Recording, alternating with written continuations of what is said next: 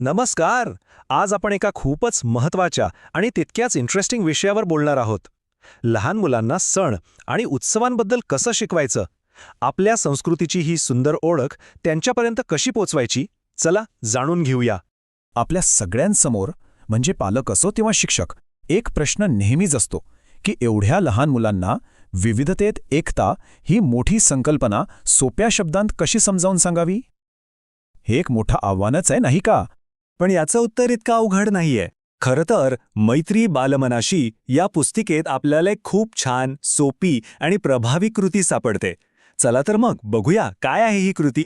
ठीक आहे, तर मग सुरुवात कशी करायची? कोणत्याही नवीन गोष्टीची ओळख करून देताना ती जर मजेशीर पद्धतीने केली तर मुलं त्यात जास्त रमतात.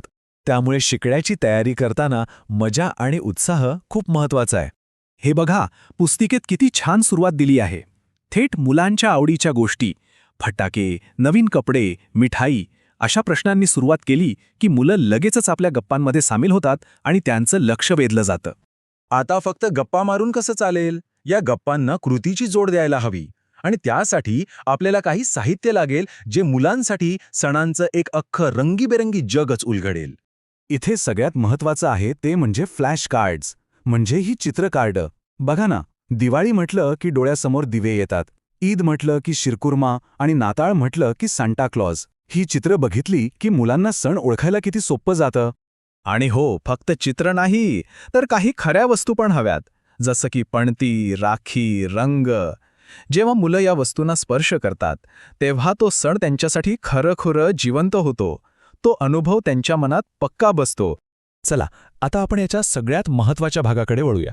ही जी कृती आहे ना, ती वेगवेगळ्या वयोगटांसाठी विभागली आहे. आणि हे खूपच गरजेचं आहे, कारण प्रत्येक वयोगटाची समज आणि शिकण्याची पद्धत वेगळी असते. सगळ्यात आधी बघूया आपल्या लहानग्यांचा गट, म्हणजे 3 ते 4 वर्षांची मुलं. त्यांच्यासाठी आपलं ध्येय अगदी साधं सोपं आहे. चित्रांवरून सण ओळखता यायला हवा. आणि हे करायचं कसं? तर खूप सोपं आहे. एक चित्र दाखवा, समजा सांता क्लॉसचं. मग विचारा, हा कोण आहे?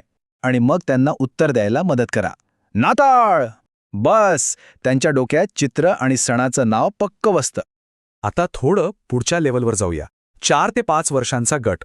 आता फक्त सण ओळखून भागणार नाही, तर त्या सणाशी जोडलेले खास पदार्थ, तिथल्या प्रथा हे सुद्धा त्यांना समजून घ्यायचं आहे. या वयात त्यांची समज थोडी वाढलेली असते, बरोबर? मग आपण त्यांच्याशी गप्पा मारू शकतो. दिवाळीला आपण लाडू चकली का खातो? ईदला शिरकुर्मा का बनवतात? अशा गप्पांमधून त्यांची उत्सुकता वाढते आणि संस्कृतीची ओळखही अधिक घट्ट होते. आणि सगळ्यात भारी भाग तर हा आहे, त्यांना राखी बांधण्याचं किंवा दिवा लावण्याचं नाटक करायला सांगा.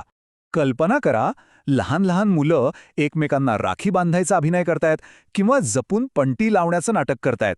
हे फक्त खेळणं नाही, तर हे आहे अनुभवातून शिकणं. आणि आता येऊया सर्वात मोठ्या गटाकडे, 5 ते 6 वर्षांची मुलं. इथे आपलं ध्येय खूप मोठं आहे.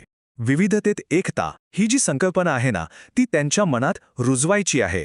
इथे प्रत्येक मुलाला बोलू देणं फार महत्वाचं आहे. त्यांना विचारा, तुला सगळ्यात जास्त कुठला सण आवडतो आणि का? यामुळे त्यांना स्वतःला व्यक्त होता येतं आणि महत्वाचं म्हणजे इतरांचं मत ऐकायची सवय लागते. आणि मग येतो एकतेचा खरा अनुभव. विचार करा, सगळे मिळून एक मोठी रांगोळी काढतायत किंवा कागदाचा आकाशकंदील बनवतायत. काही जण रंग भरतायत, काही जण कागद कापून देतायत. या एकत्र काम करण्याच्या आनंदातच ते नकळतपणे एकमेकांना मदत करायला शिकतात. तर मग या सगळ्या खेळातून, ह्या मजेतून आपण नक्की काय मिळवलं हे बघणं फार इंटरेस्टिंग आहे. कारण ही फक्त एक ॲक्टिव्हिटी नाहीये, यातून मुलांचा खूप मोठा विकास होतो. बघा, त्यांना आपल्या संस्कृतीची ओळख होते. दिवाळी, ईद, नाताळ हे सण कळतात. सगळ्या परंपरांबद्दल आदर वाटायला लागतो. बोलायला नवीन शब्द मिळतात. आणि सगळ्यात महत्त्वाचं म्हणजे वर्गातलं वातावरण एकदम आनंदी आणि उत्साही राहतं. आणि या सगळ्यामागे एक खूप महत्त्वाचा शैक्षणिक उद्देश आहे.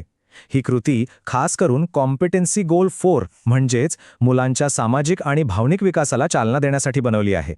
आणि शेवटी एक प्रश्न, सण साजरे करणं तर महत्त्वाचं आहेच, पण त्याही पलीकडे जाऊन एकमेकांच्या संस्कृतीचा, परंपरांचा आदर करायला शिकणं हेच खरं शिक्षण नाही का? जरा विचार करा.